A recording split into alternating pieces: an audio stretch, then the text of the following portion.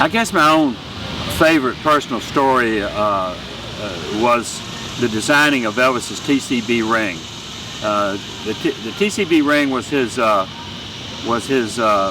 single most important piece of jewelry. He was never, after I made it for him, he was never without it.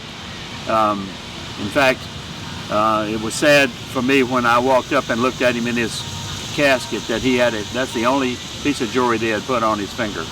Well, I designed a TCB ring for him. He had told me he wanted a stage ring, a big flashy ring. So I designed a ring for him, which he gave away. He said this wasn't exactly what he wanted.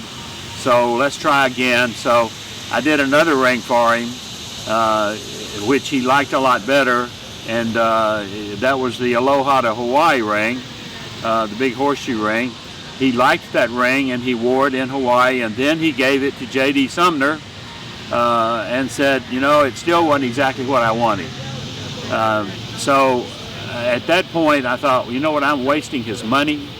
So I got some balsa wood that you'd build a model airplane with, and I carved the TCB ring out of wood.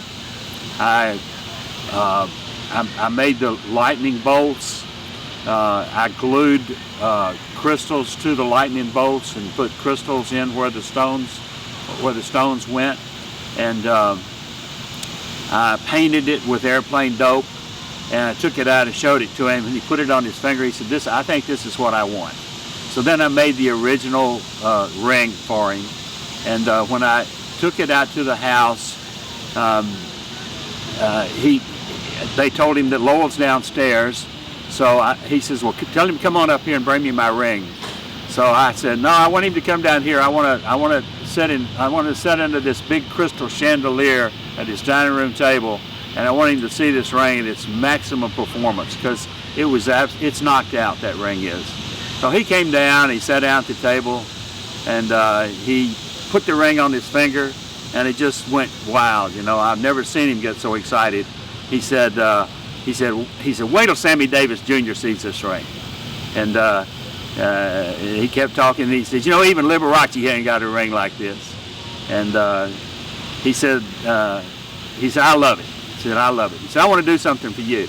I said, well, what do you mean? He said, I want to buy you a car. And I said, really?